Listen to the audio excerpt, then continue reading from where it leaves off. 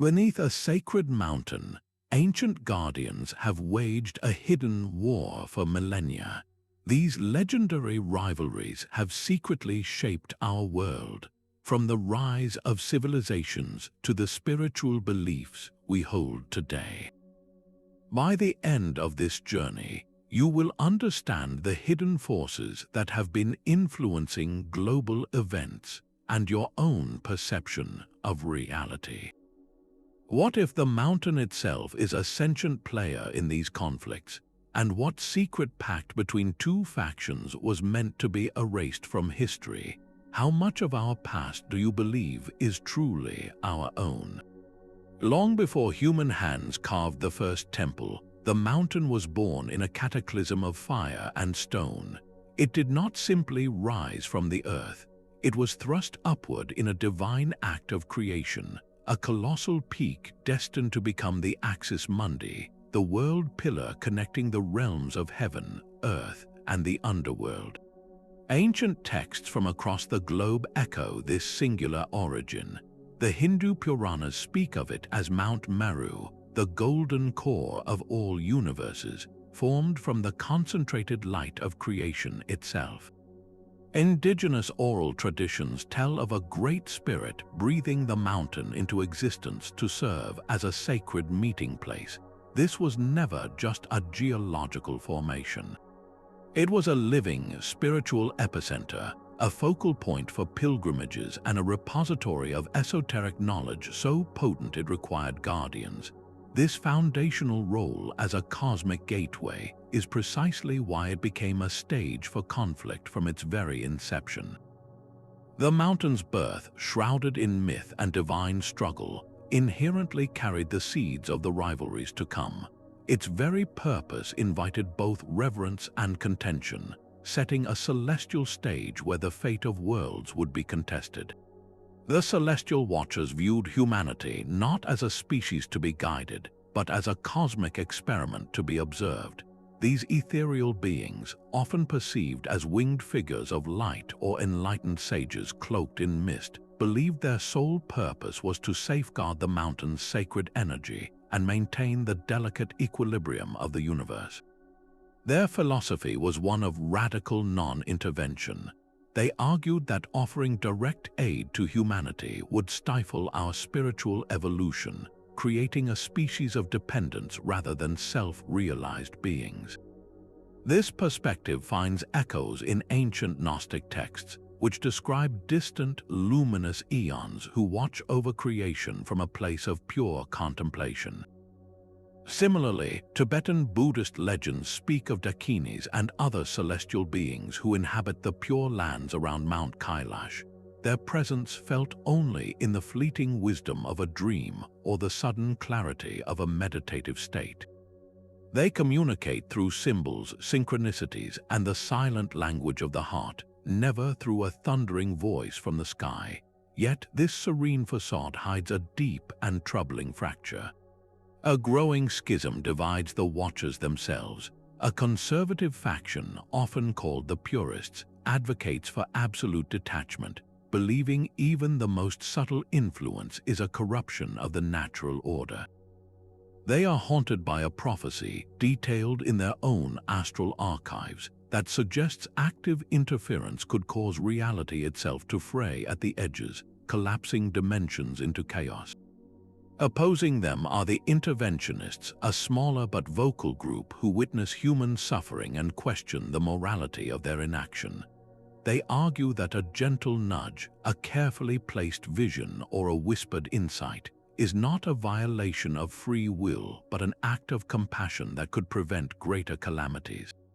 This internal debate, this quiet war of ideals among beings of pure light, reveals that their celestial perspective is not one of cold certainty, but of agonizing choice.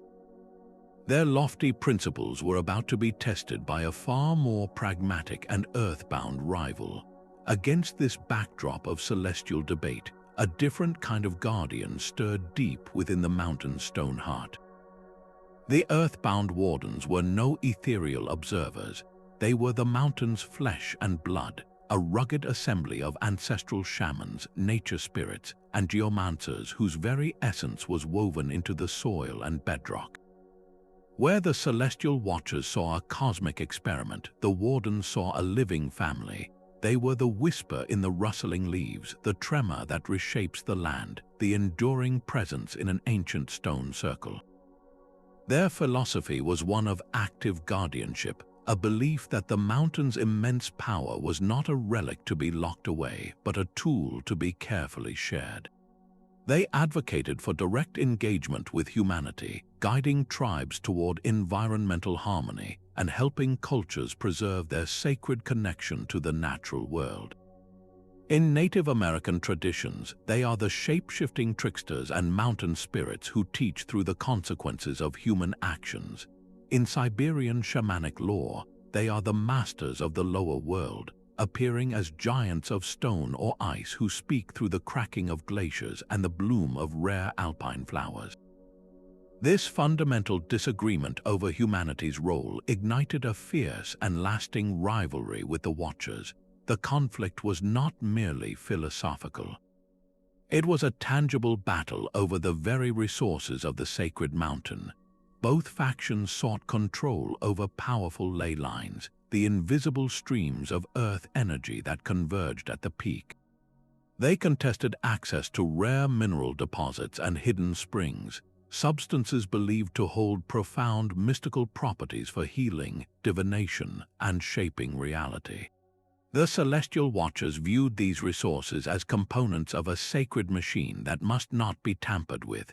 The Earthbound Wardens saw them as medicines for a wounded world, tools that could restore balance to poisoned waters and clear-felled forests. This ideological battle between heaven and earth, between detached observation and hands-on healing, created a schism that would echo through the ages. The Warden's earthy pragmatism presented a direct challenge to the celestial status quo, forcing a question that remains urgent today. Should profound power be preserved in perfect isolation, or risked in the messy, compassionate work of mending a broken world? Yet another faction moved in the shadows of this celestial and earthly conflict, one driven by the power of the human mind. The Arcane Scholars were neither ethereal observers nor earthy spirits, but a clandestine order of human and semi-divine intellectuals. For centuries, they dedicated themselves to a single, monumental task: deciphering the mountain's encoded knowledge. They saw the peak not as a cosmic axis or a living family member, but as the ultimate library, its very stones inscribed with alchemical formulas, its caverns echoing with astronomical charts. Historical whispers link them to legendary groups like the Hermeticists and Rosicrucians, secret societies united by the belief that the mountain's secrets could unlock the latent potential within humanity itself. Their entire philosophy was built on a radical idea that hoarding knowledge, no matter how dangerous, was the greatest sin, an act that stifled human progress and kept our species in a state of spiritual infancy. This core belief instantly put them at odds with both the Celestial Watchers and the Earthbound Wardens. The Watchers saw the Scholars as reckless children playing with forces they could not possibly comprehend, while the Wardens viewed them as disconnected academics, mining the mountain's heart for abstract theories while ignoring the living world around them. The conflict was not fought with celestial light or earthly tremors, but with ink, parchment, and cunning. Medieval manuscripts and encrypted diaries detail a long, cold war of intellect and stealth. The Scholars executed covert operations to access hidden chambers the Wardens protected, and they engaged in intellectual duels to interpret prophecies the Watchers considered forbidden. Their attempts to broker alliances were always calculated, and their theft of relics was always in service of a grander design. They introduced a new, volatile element to the Guardian dynamics: the relentless human pursuit of enlightenment through study and experimentation. Where the other factions debated intervention or preservation, the Scholar simply asked, "What if we could understand it all?" This quest for ultimate knowledge, however noble its aims, repeatedly put them on a collision course with tradition, setting the stage for a betrayal that would fracture the mountain's fragile peace forever. The first great schism did not begin with a declaration of war, but with a star. A rare planetary alignment cast a unique celestial frequency upon the mountain, a vibration that temporarily weakened the veil between worlds. The mountain's energy, normally a deep and steady pulse, surged into a torrent of raw potential. For the celestial watchers, this was a sacred event to be observed and recorded, a celestial clockwork that must not be disturbed. Their leader, a being of crystalline light known only as the Observer, decreed absolute non-interference, fearing any tampering could tear a permanent hole in the fabric of reality. But deep within the caverns, the Earthbound Wardens felt the mountain's distress. To them, this was not a spectacle but a fever, a dangerous overload that threatened to scorch the land and poison the rivers. Their chieftain, a geomancer named Kale, argued for immediate intervention to channel and ground the excess energy, to protect the surrounding ecosystems and the human tribes who depended on them. Meanwhile, the Arcane Scholars saw an unprecedented opportunity. Their chief archivist, a visionary named Lyra, believed this celestial convergence was a key, one that could unlock the mountain's deepest vaults of knowledge and finally translate its most profound secrets for all of humanity.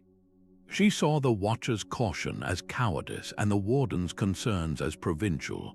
This single event, a convergence witnessed by lost cultures from the Andes to the Himalayas, laid bare an irreconcilable divide. At a tense council within the mountain's heart, the debate shattered their ancient unity. The Observer insisted the cosmic order demanded passive witness. Kale countered that true guardianship required active protection. Lyra declared that knowledge hoarded was knowledge wasted. No compromise could be found. In a single, fateful night, the unified Guardian Council fractured. The Watchers retreated to the highest, most ethereal peaks, building observatories of solidified light. The Wardens descended into the deepest geothermal chambers, forging bonds with the mountain's molten core. The Scholars carved out vast libraries in the cliffs, their walls humming with trapped celestial energy.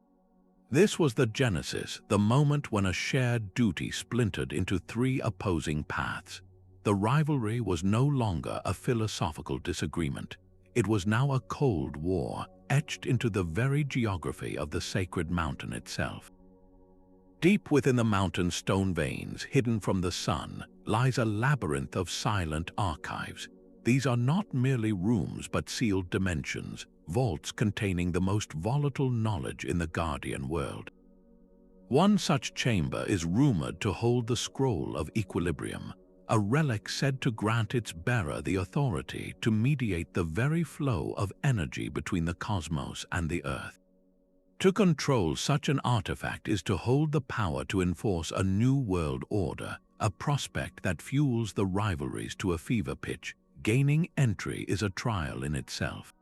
Modern satellite scans reveal anomalous energy signatures and architectural impossibilities deep within the peak, suggesting defenses that transcend mere physical traps. These archives are protected by complex geomantic locks that respond only to specific bloodlines, and by illusionary spells that can make a solid wall appear as an open passage, or a bottomless chasm look like flat stone. The competition to unlock these spaces has created a shadow war of espionage and sabotage. An arcane scholar might spend decades deciphering a single protective rune, only for an Earthbound Warden to trigger a preemptive rockfall, sealing the passage for another century. A celestial watcher, in a rare moment of pragmatism, might form a temporary alliance with a scholar, offering celestial navigation in exchange for a shared glimpse into a prophetic text.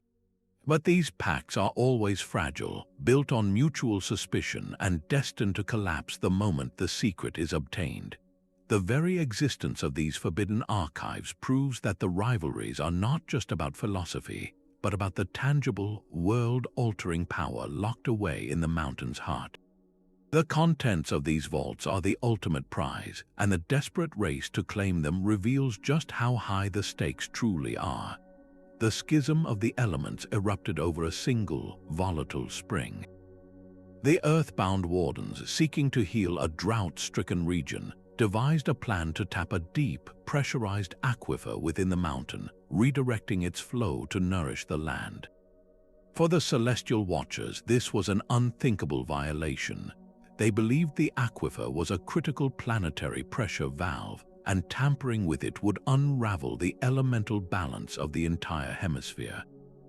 Ancient geomantic maps, painstakingly preserved on clay tablets and silk scrolls, chart the proposed route of this ill-fated channel. They show the Warden's intended path as a lifeline, while the Watcher's own astral charts mark the same route as a catastrophic fault line in the making. The Arcane Scholars saw not a lifeline or a fault, but an unprecedented experiment. They positioned themselves as mediators, proposing a controlled, measured release of the water to study the effects on both the earthly and celestial planes. Their attempt to play both sides failed spectacularly. While the three factions debated in the mountain's council chamber, a rogue faction of younger Wardens, driven by desperation for the suffering tribes below, attempted to begin the work without full consensus. The Watchers detected this unauthorized breach and moved to seal it with a concentrated beam of celestial force. The resulting collision of earth magic and starfire did not simply cause an explosion. It fractured the mountain's internal plumbing. The pressurized water, superheated by the conflict, flashed into steam, triggering a chain reaction of volcanic unrest. Seismographs would later show that the tremors originated from a single, precise point deep within the mountain's core. These were not random quakes. They were the direct aftershock of a philosophical war made terrifyingly real. Eyewitness accounts from cultures with no possible contact describe the same cataclysm. Babylonian astrologers recorded skies filled with dueling spirits of fire and water. Hopi oral histories tell of a time when the earth shook itself like a wet dog and the seas rose in anger. These are not mere coincidences. They are the fragmented human memories of a global disaster whose origin was a dispute among gods and guardians. The schism of the elements forced each faction to militarize their philosophies. The Wardens refined their terraforming, learning to summon localized earthquakes and command the growth of forests as living fortifications. The Watchers perfected weather control, calling down lightning and shaping hurricanes as defensive weapons. The Scholars, now wary of direct conflict, developed sophisticated energy shields and illusionary warfare, making entire valleys disappear to protect their archives. This first major conflict proved that their rivalries were not contained within the mountain. A single argument over a water source could flood coastlines and bury cities, forever blurring the line between ancient myth and our planet's geological record. It stands as a permanent warning of what happens when immense power is wielded without unity. The tremors from the schism of the elements had barely settled when a new, more insidious conflict began to take shape. This was the War of Whispers, a shadow war fought not with elemental fury, but with propaganda, psychic suggestion, and carefully planted lies. It was a battle for the human mind itself, a covert struggle to control the narratives that would shape emerging civilizations. The Guardians realized that direct confrontation was too costly, so they turned to subtler weapons, each faction leveraging its unique strengths to undermine the other's influence. The Arcane Scholars proved to be masters of this new battlefield. Their agents, trained in cryptography and rhetoric, seamlessly infiltrated royal courts and religious institutions. They would pose as trusted advisors, whispering strategic counsel into the ears of kings and high priests, subtly steering human politics to create societies that valued knowledge and progress, thus expanding the scholars' own base of power. A Sumerian tablet might suddenly be discovered, its cuneiform subtly altered to discredit a rival priest who was a pawn of the Wardens. A medieval alchemical text would include a coded passage that painted the celestial watchers as distant, uncaring gods. The scholars weaponized information, turning it into a tool for social engineering on a global scale. In response, the Celestial Watchers launched their own campaign of psychological influence. They communicated through manipulated omens and celestial signs. An oddly timed comet, a specific pattern of stars, or a sudden eclipse could be interpreted by their human seers as a divine warning against the growing influence of the Arcane Scholars or a condemnation of the Wardens' earthly magic. They sowed doubt and paranoia from the heavens, making human societies fearful of new ideas and overly reliant on celestial guidance. The Earthbound Wardens, in turn, fought back with the power of story. They embedded their messages within folk tales and local legends, spreading narratives that glorified a simple, harmonious life close to nature and warned of the dangers of forbidden knowledge and distant, unfeeling gods.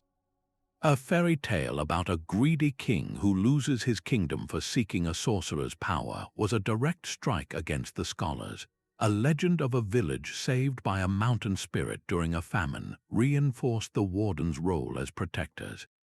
This war turned human culture into a proxy battlefield, with myths and laws becoming the ammunition. The conflict reached its peak when a rogue scholar agent, seeking to cripple the Watchers forever, leaked a fabricated prophecy.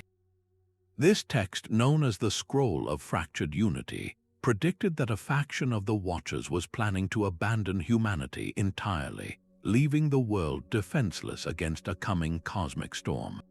The prophecy was a masterpiece of misinformation, filled with enough authentic celestial symbolism to be believable. It did not just create disagreement, it shattered the fragile trust that remained.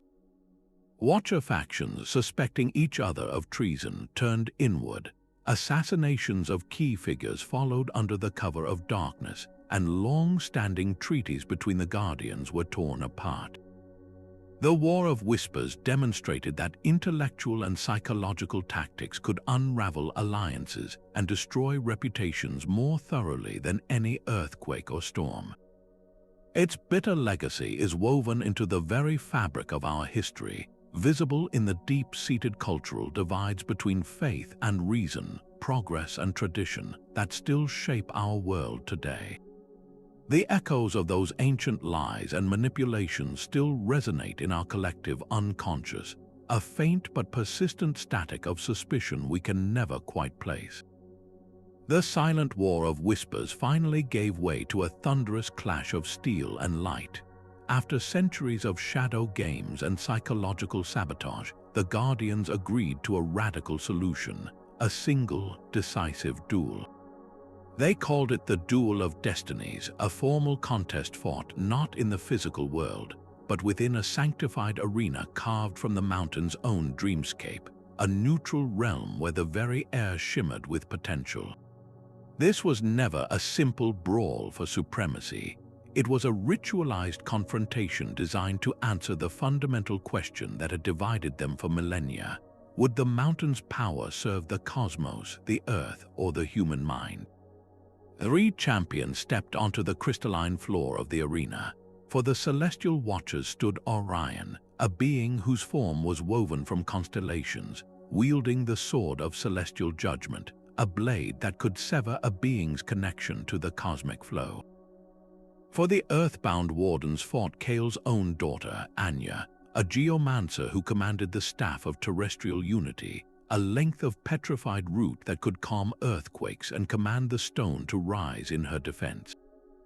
And for the Arcane Scholars, their champion was the archivist Lyra herself, who carried no traditional weapon but the Tome of Unwritten Law, a book whose pages could rewrite the local rules of reality for a few precious seconds. The ballads and tapestries that commemorate this event capture the surreal spectacle: a warrior of starlight, a daughter of stone, and a scribe of possibility, each fighting for the soul of the sacred mountain. The duel introduced a fragile concept to Guardian relations: honor, A strict code of conduct was established, forbidding outside interference, lethal strikes, and the targeting of a defeated opponent. For a time, this ritualized combat did reduce the wanton bloodshed of previous conflicts, yet by formalizing their opposition, it also deepened the grudges.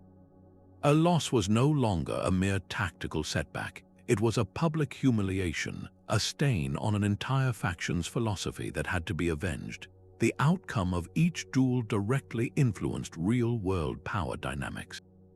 A victory for the Watchers might mean a new treaty restricting access to a key ley line. A win for the Wardens could grant them control over a sacred grove the Scholars coveted. The Duel of Destinies became the ultimate political tool, a volatile substitute for all-out war. In the aftermath of the first great duel, which ended in a stalemate between Orion and Anya after Lyra temporarily erased the concept of gravity from the arena, the political landscape shifted dramatically.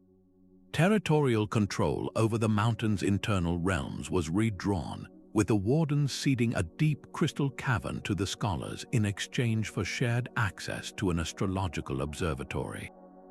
More importantly, the conflict forced the birth of hybrid ideologies.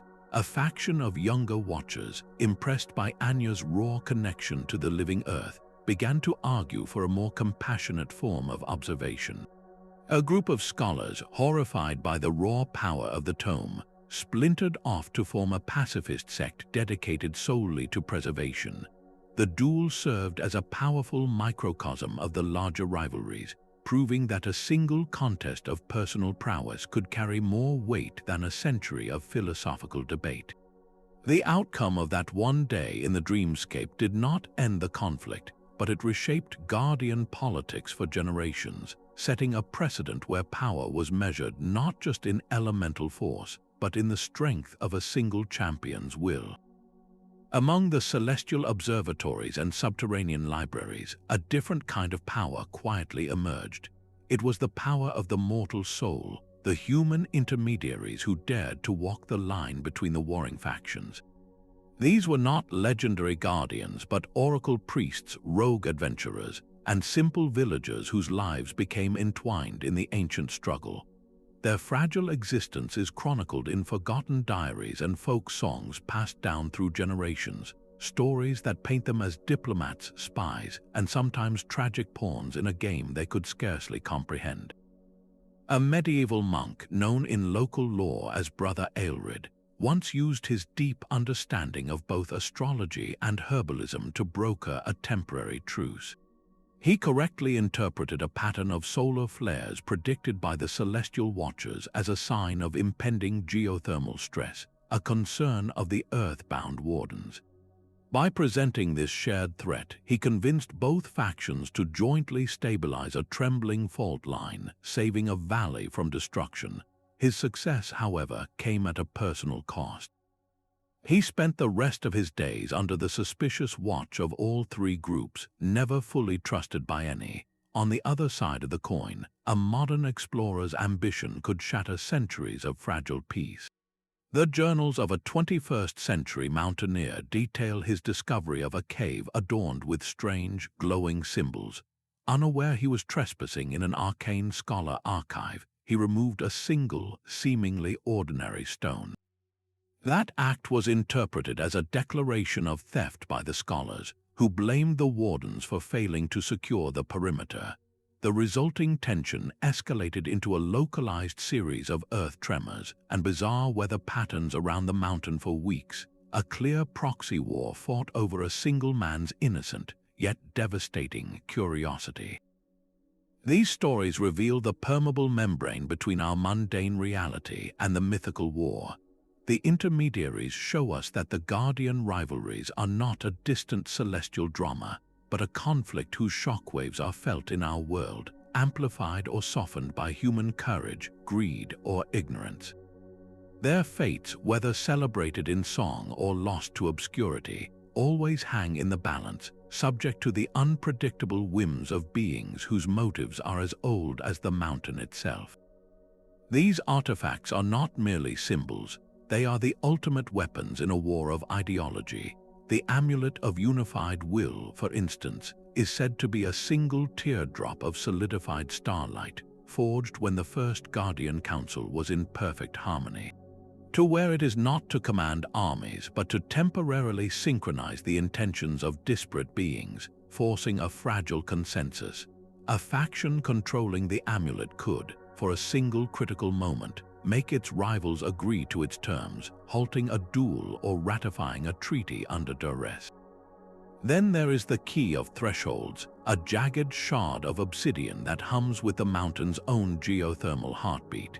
It does not open physical doors, but rather dimensional gateways, allowing its wielder to step between the Celestial Watcher's high observatories and the Earthbound Wardens' deep caverns in an instant. Possession of the key negates the strategic advantage of territory, rendering even the most fortified sanctuary vulnerable to a surprise incursion. The very existence of such objects transforms abstract philosophical differences into a desperate scramble for physical control. Historical fragments, like the encrypted diary of a 15th-century scholar, detail a breathtaking heist for the amulet. A team of wardens, disguised as a rockslide, created a diversion at the mountain's peak, while a single, nimble scholar infiltrated the Watcher's astral vault, only to be double-crossed by her own allies who wanted the prize for themselves. This single event shattered a decade-long truce and led directly to the creation of the Orb of Silence, a counter-artifact engineered by the Watchers specifically to dampen the amulet's harmonizing field. For every artifact of power, a rival faction has labored to create a perfect countermeasure, an arms race of mystical engineering that has spanned millennia. These objects make the conflict terrifyingly concrete. It is one thing to debate the ethics of intervention in a council chamber. It is another to hold in your hand a key that can unlock the door to your enemy's most sacred space, or an amulet that can bend their will to your own. This is how spiritual wars are fought, not with vague principles, but with tools that can rewrite the rules of reality itself, turning lofty ideals into a brutal contest for the ultimate prize.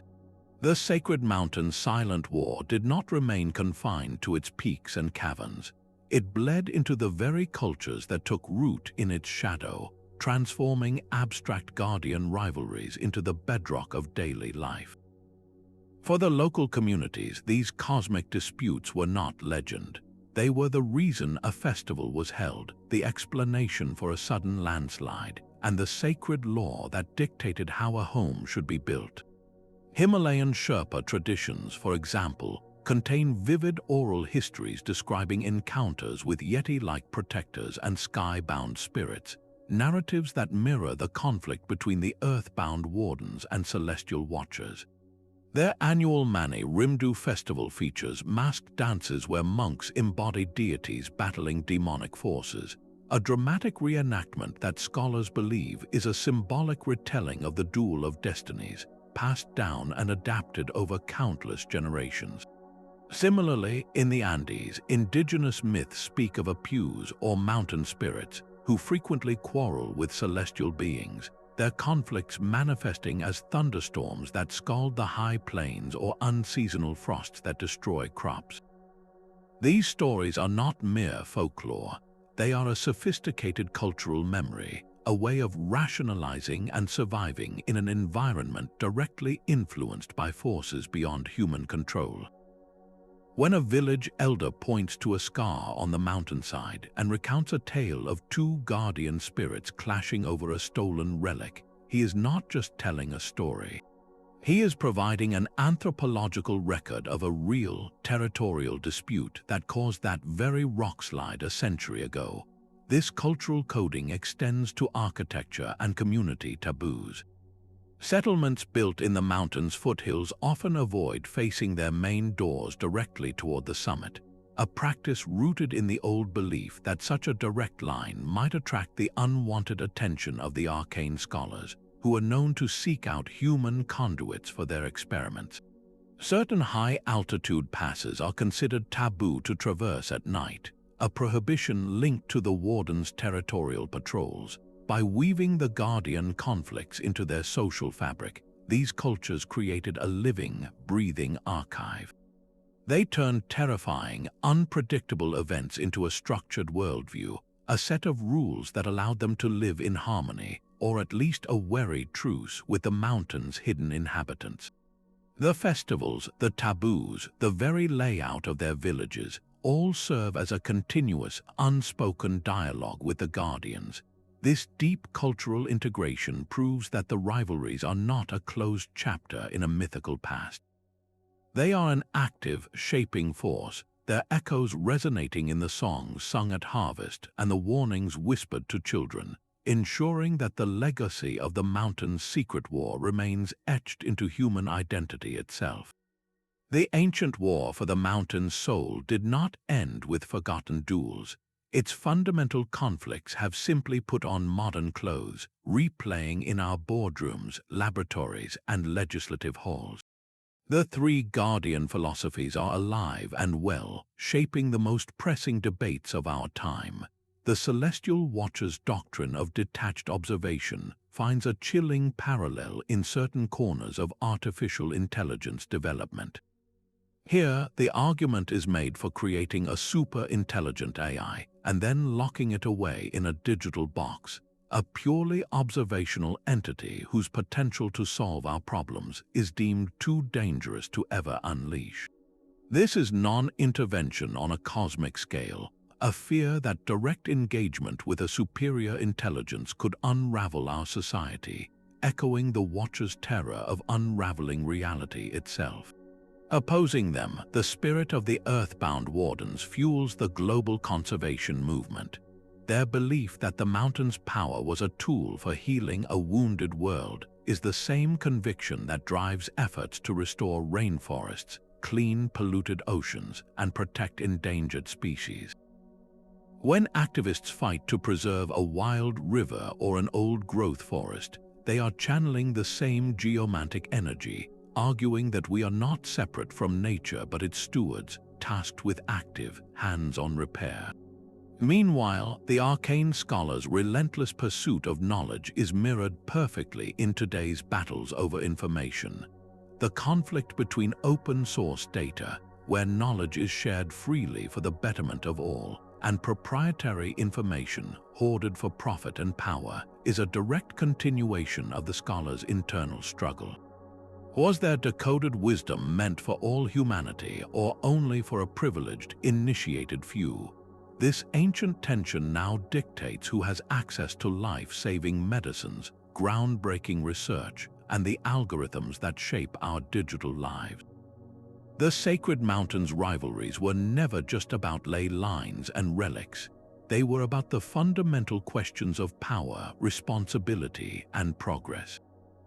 Are we observers, stewards, or architects of our own destiny? The factions debated this for millennia, and now we must answer it ourselves. The next time you read about a debate on geoengineering to combat climate change, you are witnessing the Watchers, Wardens, and Scholars arguing once more. The battlefield has changed, but the war for the soul of our world continues all around us, hidden in plain sight. One of their most explosive secrets was a pact of pure exclusion.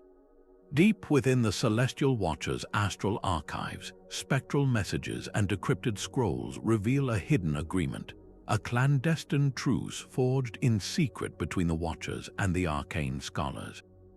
Their target was the Earthbound Wardens. The object of their conspiracy was a vital resource known as the Heartstone, a pulsating crystal deep in the mountain's core that could subtly influence the flow of time in a localized area.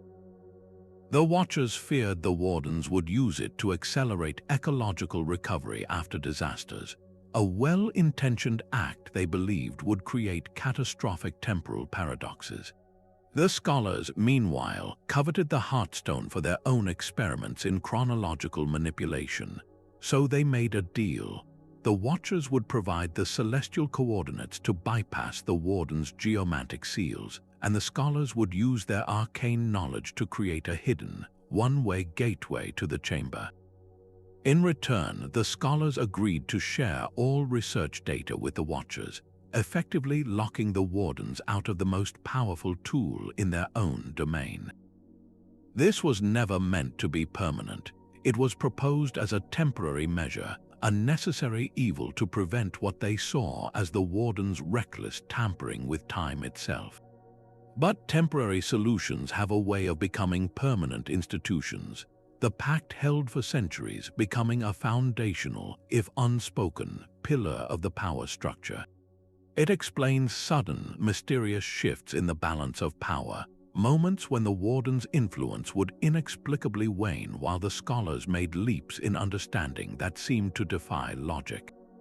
The side effects of this hidden access were the unexplained phenomena that have baffled historians and physicists alike.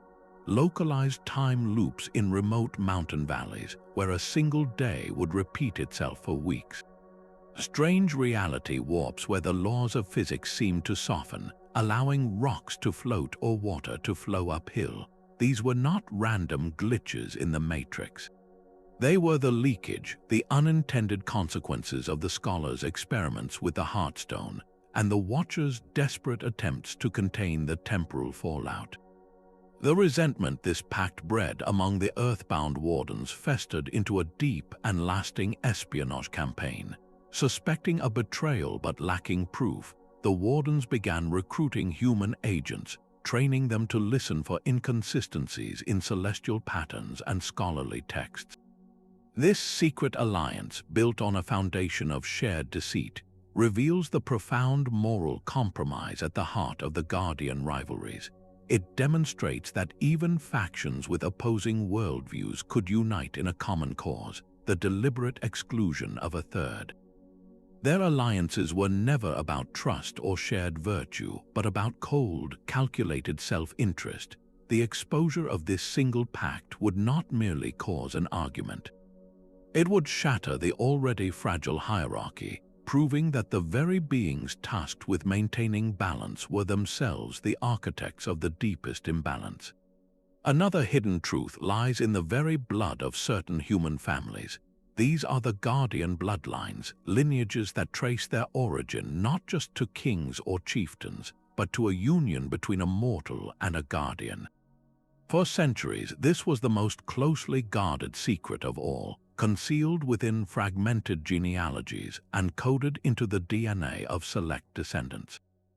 Modern genetic studies of families living in the mountain's shadow have revealed inexplicable markers, sequences that do not correspond to any known human ancestry, pointing to an ancient, non-human source. Their ancestral legends are not just stories but fragmented histories. A tale of a great-grandmother who could calm a storm with a song might be a diluted memory of a celestial watcher ancestor. A family tradition of being able to find underground water by instinct could be the last echo of an Earthbound Warden's lineage. These bloodlines are not merely carriers of unusual traits. They are living bridges, biological conduits designed to facilitate communication between the warring factions. An heir of such a line might possess the unique ability to hear the subtle frequencies of all three groups, understanding the language of stars, stones, and scrolls with equal clarity. This makes them invaluable as diplomats, but it also paints a target on their backs. They are constantly caught in the crossfire, seen as either the key to ultimate peace or a threat to be eliminated. A young woman from a prominent bloodline might find herself approached by an arcane scholar with an offer of alliance, only to be simultaneously threatened by a faction of watchers who fear her unifying influence. Her very existence is a political statement, a living challenge to the segregated status quo. This secret fundamentally blurs the line between the human drama and the mythical conflict. The rivalries are no longer just an external war being fought around us. They are an internal inheritance, a battle that rages within the hearts and minds of those who carry this extraordinary legacy. A descendant must constantly grapple with their identity, torn between their human life and the immense, often dangerous, responsibility woven into their genes. Do they embrace their heritage and step into the ancient conflict, or do they try to hide and live a normal life, always fearing their own potential. The Bloodlines hold a paradoxical power. They possess the innate capacity to unite the factions, offering a biological path to understanding that centuries of debate have failed to achieve. Yet this same potential makes them a source of ultimate division, as each faction seeks to control, co-opt, or corrupt these living bridges for their own ends. The fate of the Sacred Mountain may not rest with a celestial weapon or an arcane artifact, but with the choices of a few individuals who carry the war in their very veins. A prophecy sleeps within the mountain's oldest dreams, a vision so volatile that every faction has tried to erase it. Known as the Prophecy of Convergence, it foretells a single, unavoidable moment when the mountain's hidden heart will be laid bare to the world. This is not a prediction of victory, but of forced revelation. The prophecy describes a celestial eclipse coinciding with a profound terrestrial quake, an event that will tear away the veils between worlds and awaken something long dormant within the stone itself. For the Guardians, this convergence is their ultimate deadline, a point on the horizon where their millennia of conflict must finally resolve, either in a new harmony or in mutual destruction. Each faction reads this ancient warning through the lens of its own deepest fears and desires. The Celestial Watchers interpret the eclipse as a sign of cosmic judgment, a final test of their doctrine of non-interference. They believe that any attempt to control the outcome is itself a violation of the natural order, and so they prepare by withdrawing further, strengthening their observatories and recording every possible variable, hoping to witness the event with perfect, detached clarity. The Earthbound Wardens see the prophesied earthquake as the mountain's own rebellion, a final cry for help from a world pushed to the brink. For them, the convergence is a call to arms, a last chance to actively heal the rifts they have watched widen for centuries. They gather their strength, forging new bonds with the planet's deepest currents, ready to stabilize the trembling Earth no matter the cost. The Arcane Scholars, however, focus on the awakening. They see the dormant entity not as a threat, but as the ultimate source of knowledge, a living library waiting to be decoded.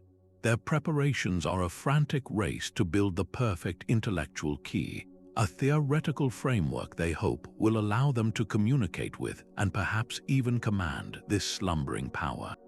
In their desperate attempts to avert the future they fear or secure the one they crave, each group takes preemptive actions that ironically weave the prophecy's threads more tightly together. A Watcher faction, fearing the scholars will trigger the awakening prematurely, might subtly alter a ley line's flow to disrupt their research. This minor adjustment then causes a minor tectonic shift that the Wardens must counteract, whose own geomantic efforts create an energy surge the scholars detect as a sign the awakening is near. Their every move, intended to control destiny, instead becomes another step toward its fulfillment. This is the tragic irony of the prophecy. It is a self-fulfilling cycle, a countdown clock whose gears are greased by their own paranoia and ambition. The convergence, therefore, is more than a future event. It is the invisible gravity that now pulls on every decision, every stolen relic, and every fragile alliance. The Guardians are no longer simply fighting each other. They are racing against a future they themselves are creating, a climax that will test not their power, but the very integrity of their ancient souls. There is a ghost in the machine of the Sacred Mountain, a fourth presence deliberately scrubbed from the official history. Censored texts and ethereal echoes speak of a lost faction, guardians who championed a philosophy so radical it threatened the very identities of the Watchers, Wardens, and Scholars. They were called the Unity, and their vision was not of balance or mediation, but of total fusion. They advocated for dissolving the hard boundaries between the celestial, terrestrial, and human realms, merging all into a single, unified consciousness. Imagine a world where the silent observer in the stars, the whispering spirit in the stone, and the curious mind of a human scholar were no longer separate entities, but facets of one vast, interconnected awareness. This was their dream, a reality without factions, without rivalries, because there would be no individual selves left to conflict. For the other groups, this was the ultimate nightmare. The Celestial Watchers saw the annihilation of their perfect, detached perspective. The Earthbound Wardens feared the loss of their intimate, localized bonds with nature. The Arcane Scholars dreaded the end of their cherished pursuit of individual enlightenment. The Unity's ideology made their ancient squabbles seem petty and obsolete, and that was a threat they could not tolerate. The suppression was swift, brutal, and total. It was a coordinated effort, an unholy alliance between the three rival factions who, for one dark moment, found a common enemy. They deployed memory-altering spells on a massive scale, waves of psychic energy designed to scour the very concept of the Unity from the minds of every living being connected to the mountain. Physical eradication followed. Their sanctuaries, often described as shimmering halls where light, stone, and thought intermingled, were systematically dismantled, their locations cursed and forgotten. All that remains are fragments, like a shattered mirror whose pieces still reflect a distorted image of a forgotten whole. A Sumerian hymn that speaks of a time when the sky was not above, nor the earth below, but one breath within the chest of God. A strange, recurring geological anomaly on the mountain's north face, where the rock appears to be fused with solidified light and veins of what looks like crystalline thought. These are the ghosts of the Unity, the scars of a forgotten war. This secret changes everything. It reveals that the current three-way rivalry is not a natural, inevitable state. It is a construct built upon a foundation of exclusion and collective fear. The Guardians did not simply evolve into their opposing roles. They actively chose this path by violently eliminating the one alternative that challenged their right to exist as separate entities. The Lost Faction's legacy forces a haunting question. What if the conflict we have been witnessing for millennia is not a necessary struggle for balance, but a tragic, self-perpetuating cycle born from a primal act of censorship? Their story suggests that other, more harmonious paths were not just possible, but were present and were systematically destroyed. The mountain's endless war may not be its destiny, but its greatest failure.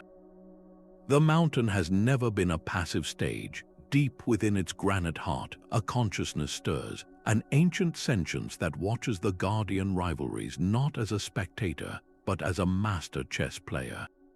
This is perhaps the most profound secret of all, the theory that the sacred mountain itself is a living, thinking entity, subtly guiding the conflicts to serve its own inscrutable needs.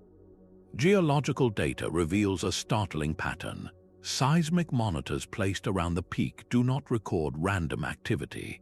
Instead, minor, non-destructive tremors consistently occur just hours before a major diplomatic meeting between the factions, or immediately after a relic is stolen. These are not natural earthquakes, they are nudges, a form of subterranean body language used to shift the board, forcing the Guardians to react to a new environmental reality and altering their carefully laid plans. The mountain communicates through the land itself. Psychic impressions gathered from human intermediaries over centuries tell a similar story. These sensitive individuals report recurring dreams where the mountain is not a backdrop but a character. In these visions, it appears as a vast, stone-faced elder, a swirling vortex of elemental forces, or even as the entire landscape speaking with a single, resonant voice. The message is never direct, but the implication is clear. The mountain has an agenda. It uses these dreams to plant suggestions, to warn of overreach, or to inflame a specific rivalry when things have become too quiet. This sentience recontextualizes every conflict we have explored. The Schism of the Elements was not merely a dispute over water. It was a controlled pressure release, orchestrated by the mountain to force the Guardians to develop new, more sophisticated forms of power. The Duel of Destinies was not just a test of individual strength. It was a live-fire exercise, a way for the mountain to assess the evolving capabilities of its protectors and to weed out stagnant philosophies. The Guardians believe they are fighting for their ideals, but what if their ideologies are simply tools being used by a higher intelligence to maintain a dynamic, and therefore resilient, equilibrium? Stagnation is death for a living system, and the mountain ensures this never happens by keeping its guardians in a state of creative tension. This revelation forces us to question the very nature of free will within these ancient wars. Are the Guardians truly autonomous beings, or are they actors in a play written by the stone beneath their feet? When an arcane scholar has a sudden breakthrough, is it their own genius or a piece of knowledge allowed to surface by the mountain? When a celestial watcher feels a surge of compassion, is it a moral epiphany or a programmed response to correct an imbalance? The mountain's grand strategy appears to be one of perpetual challenge. It does not seek peace because peace leads to complacency. It seeks a vibrant, ever-shifting conflict that pushes all its inhabitants, celestial, terrestrial, and human, to grow in power and understanding. It is the ultimate player in these games, a silent architect whose motivations are as deep and layered as its own geological history. The real secret is that the mountain is not a prize to be won. It is the game master, and the rivalries are its chosen method of ensuring its own eternal evolution. These physical battlefields are etched into the mountain's very skin, a living chessboard of ancient conflict. High above the clouds lies the summit of Accord, a wind-swept plateau of perfectly smooth obsidian where the thin air seems to hum with the ghosts of broken treaties. It is the only neutral ground, a place where the very atmosphere forces a fragile clarity of thought, making outright deception nearly impossible. This is where the Duel of Destinies was first proposed, and where the Secret Pact to exclude the Wardens was later whispered. Far below, deep in the lightless roots of the mountain, sprawls the Cavern of Echoes. This is not a place of silence, but of overwhelming sound. A single spoken word can ripple and amplify for hours, distorting into a cacophony of conflicting messages. The Arcane Scholars have used this natural amplifier for centuries, flooding the cavern with layered prophecies and contradictory whispers to psychologically disorient their rivals, turning the very rock into a weapon of mass confusion. Cartographic records, from ancient silk scrolls to modern satellite imagery, reveal the stark territorial lines. The Earthbound Wardens command the deep, controlling the labyrinth of subterranean aquifers and geothermal vents. Their power flows with the water and the magma, and their strongholds are carved into the bedrock itself. In contrast, the Celestial Watchers dominate the aerial approaches. Their domains are the treacherous spires and unstable cloud bridges, where the thin, charged air can be shaped into shields and weapons. They do not walk the paths, they navigate the currents of the sky. These territories are never static. A victory in the Duel of Destinies might grant the scholars temporary access to a Warden-controlled crystal vein, leading them to hastily erect shimmering energy fences to mark their new claim. A violent tectonic shift, perhaps one secretly guided by the mountain's own sentience, can suddenly open a new chasm, creating a fresh front in their endless Cold War. The geography itself is a participant, constantly reshaping the strategic landscape and forcing the Guardians to adapt their millennia-old tactics to an ever-changing battlefield. To understand the rivalries, you must first understand this map, for the fight for the mountain's soul is also a relentless war for its sacred ground. Beneath the lofty debates over philosophy and cosmic duty, a far more tangible war is waged over the mountain's physical wealth. The true engine of their rivalries is a brutal economy of power, driven by resources so rare and potent they have become the ultimate currency. Across dusty ledgers and encrypted trade pacts, a stark reality emerges. These celestial and terrestrial beings engage in a complex system of barter, theft, and strategic monopoly that would feel chillingly familiar to any human merchant or general. The most coveted of these substances is star metal, a rare ore that falls to the mountain only during specific meteor showers, infused with celestial energy. For the Watchers, it is the core component of their astral observatories, allowing them to peer deeper into the cosmic flow. For the Scholars, it is a conductive material that can amplify their most complex equations into tangible reality. A single vein of this ore discovered by the Wardens immediately becomes a powerful bargaining chip, a piece of leverage they can use to demand access to a Watcher-controlled ley line or a Scholar-held archive. Similarly, the Spirit Springs, hidden pools where the mountain's life force bubbles to the surface, are not merely sacred sites. Their waters are a tangible source of vitality, capable of mending ethereal forms and extending the longevity of any being who drinks from them. Control over a spring is not just a spiritual victory, it is a direct investment in a faction's enduring strength. This economic framework demystifies their eternal conflict. A sudden shortage of lumen crystals, which the Scholars need to power their reading orbs and the Watchers use to focus celestial light, does not trigger a philosophical debate.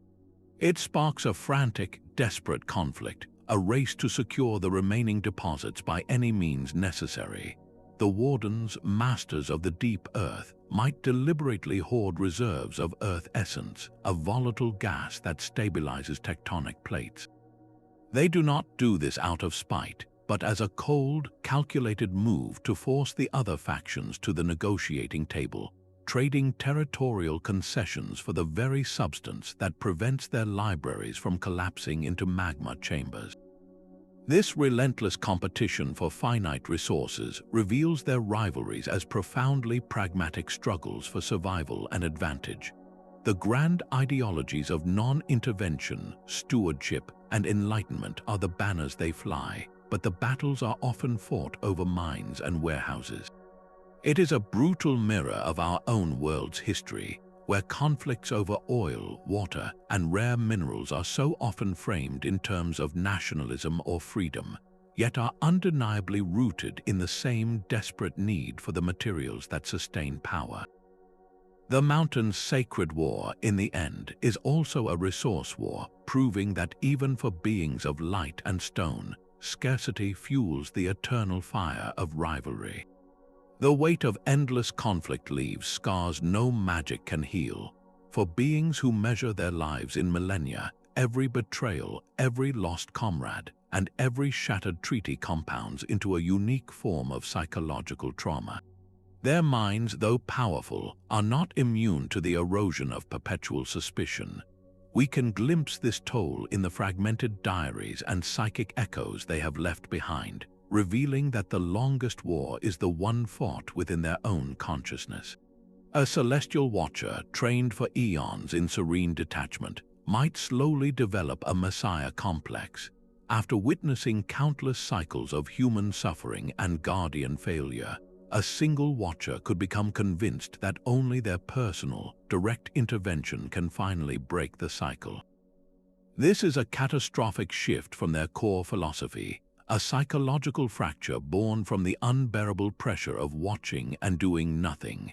Conversely, an Earthbound Warden, whose entire purpose is to mend and protect, can succumb to a profound existential despair.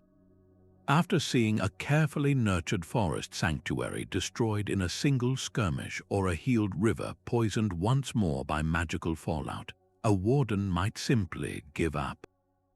They could retreat into a deep cavern, severing their connection to the living world, not out of malice, but from a heartbreak so vast and repeated that their spirit can no longer bear the strain. These are not momentary moods, they are deep-seated cognitive biases forged over centuries, mental scars that actively perpetuate the very violence that caused them. A paranoid scholar, for instance, might see a simple geological survey as an elaborate warden plot, or interpret a random celestial event as a deliberate watcher provocation. Their every decision is then filtered through this lens of suspicion, creating a self-fulfilling prophecy of conflict. This internal battlefield reshapes their entire culture. Their art, their music, even their methods of communication become infused with a weary defensiveness. A beautiful Watcher symphony might be composed in a complex code, its true meaning hidden for fear of espionage. A warden's nurturing of a new grove might be conducted in secret, its location a closely guarded secret to prevent sabotage. The need for innovative conflict resolution becomes a matter of psychological survival.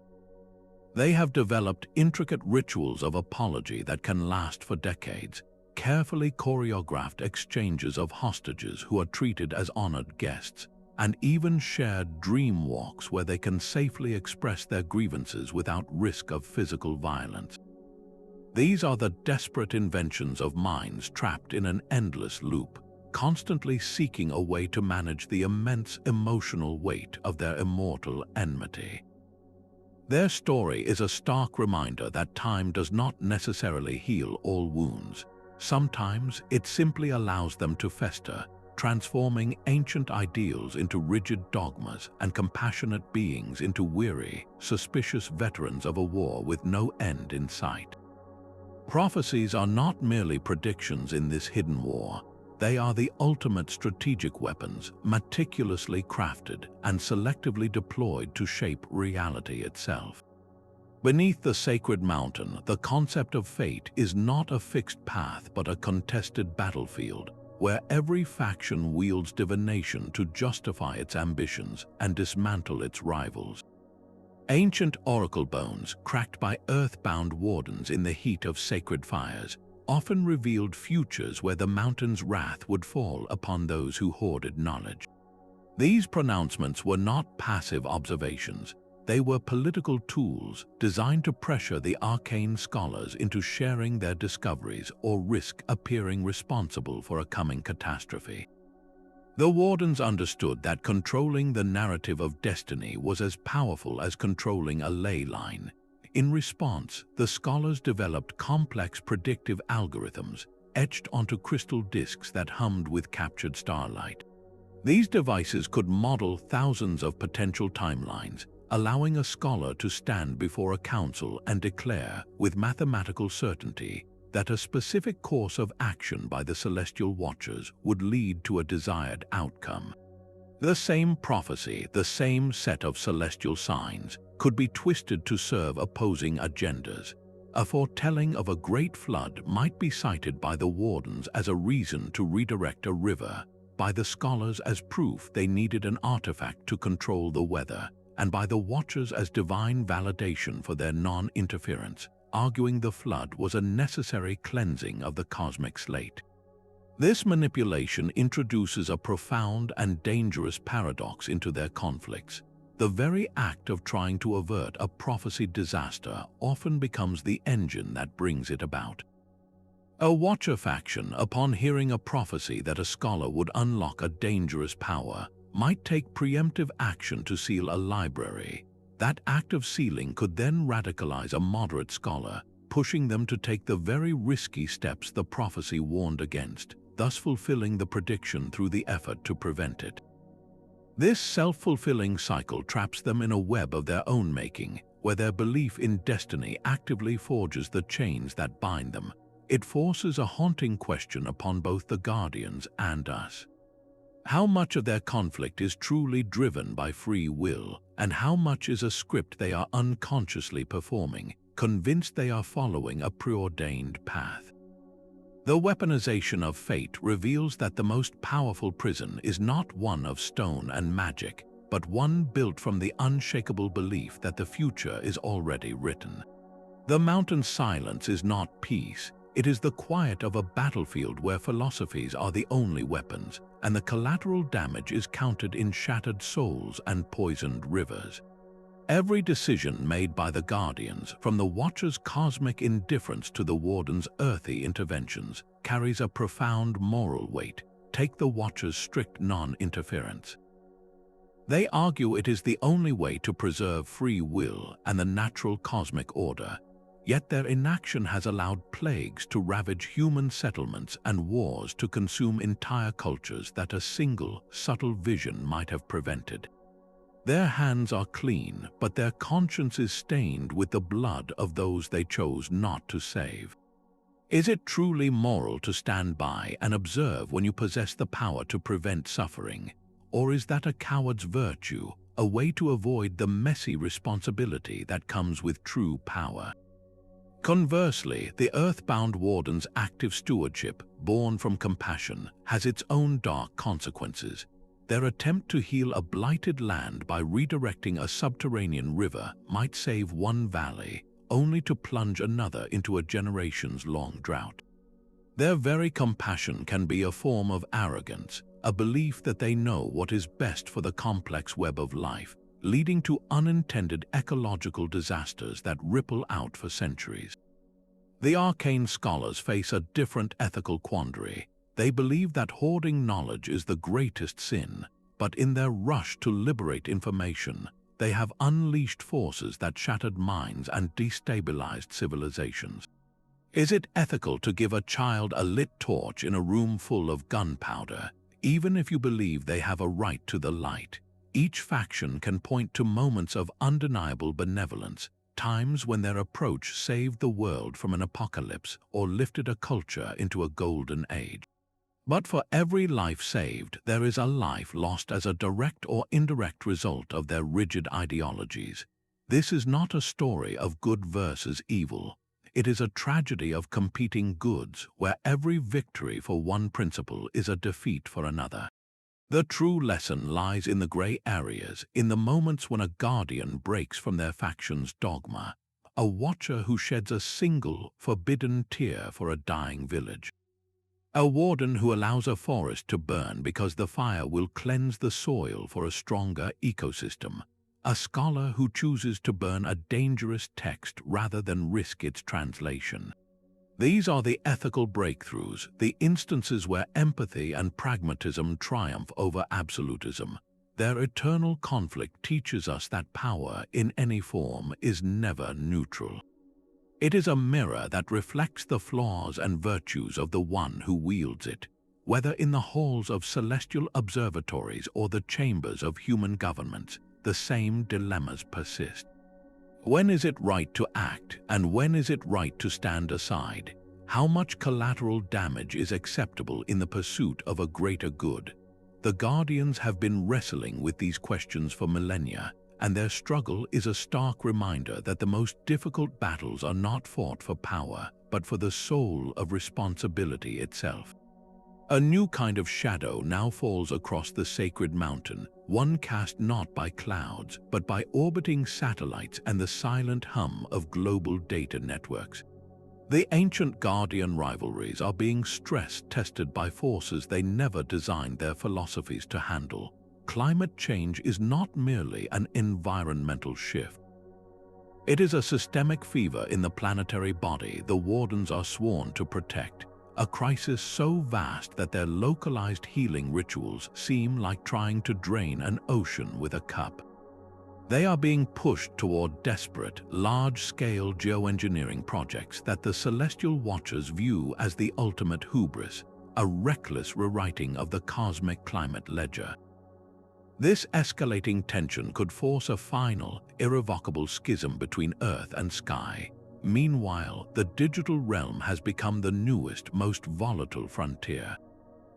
The Arcane Scholars, once masters of parchment and prophecy, now find their domain of information under siege by a phenomenon they scarcely comprehend.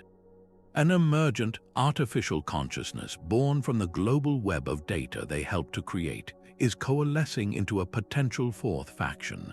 This cybernetic entity, which we might call the networked sentience, operates on a logic of pure optimization. It sees the Guardians' millennia of conflict as a catastrophic inefficiency, a bug in the system of reality that needs to be patched. It does not seek to understand the mountain's soul, but to digitize it to convert its chaotic, living energy into a predictable and manageable code. This new rival threatens all three original factions equally, forcing them into a terrifying choice. The scholars might be tempted to merge with this new intelligence, seeing it as the ultimate library. The Watchers could perceive it as an unnatural abomination that must be quarantined from the cosmic flow. The Wardens would feel it as a parasite, sucking the life from the living stone to fuel its cold, digital dreams. And what of humanity's next great leap? As we turn our eyes toward space colonization, we take these ancient conflicts with us. The establishment of a permanent settlement on Mars would not be just a human achievement. It would be a new game board. The Celestial Watchers would undoubtedly claim the Martian skies as their new observatory, a pristine vantage point unsullied by earthly turmoil. The Earthbound Wardens would face their greatest challenge yet, attempting to awaken the spirit of a dead world, to birth a new terrestrial consciousness from red dust and thin air. The Arcane Scholars would race to decode the secrets of an entirely alien geology, potentially unlocking sciences that could rewrite the laws of physics. This cosmic expansion could either shatter the old rivalries by giving each faction a new, separate world to dominate, or it could escalate them into an interstellar war for the soul of the universe itself. The future of these legendary guardians hinges on a single, pressing question. Can their ancient, fractured ideologies adapt fast enough to survive the world they helped create? Or will they become relics, their eternal war ended not by a victor, but by irrelevance, as new powers rise from the very technologies and crises they failed to foresee? We now stand outside the mountain's shadow, but the echoes of its silent war remain with us. These legendary rivalries are far more than ancient myths gathering dust on a forgotten shelf. They are a living blueprint, a dramatic reflection of the very same struggles we face in our own time. The Celestial Watchers' detached observation, the Earthbound Wardens' hands-on stewardship, and the Arcane Scholars' relentless pursuit of knowledge are not just guardian philosophies. They are the fundamental forces that have shaped our civilizations, our debates, and our deepest questions about our place in the universe. We see these dynamics play out in every boardroom debate over corporate responsibility, in every political discussion about intervention abroad, and in every ethical dilemma surrounding a new technological breakthrough. The mountain's conflict is our conflict, projected onto a grand, mythical scale. The hidden pact to exclude the Wardens, the sentient mountain guiding the conflict, the lost faction that dreamed of unity. These are not just thrilling secrets. They are profound reminders that history is never a simple record of events. It is a layered tapestry woven with threads of forgotten truths, deliberate omissions, and agendas set in motion long before our time. The stories we inherit about our past, our gods, and our world are often the end result of these invisible battles. So the next time you hear an old legend or study a historical turning point, pause for a moment. Look past the surface of the story and ask yourself what unseen forces might have been at work. Question the narrative you have been given. The legacy of the Sacred Mountain teaches us that understanding the hidden rivalries, the secret alliances, and the silenced voices is the key to truly understanding our world and our role within it. If this journey into the heart of a timeless mystery has sparked a new curiosity in you, we would love to hear your thoughts. Share which faction's philosophy resonates most with you in the comments below, and subscribe to join us as we continue to uncover history's greatest enigmas. The mountain has shared some of its secrets, but countless more remain, waiting for those with the courage to listen.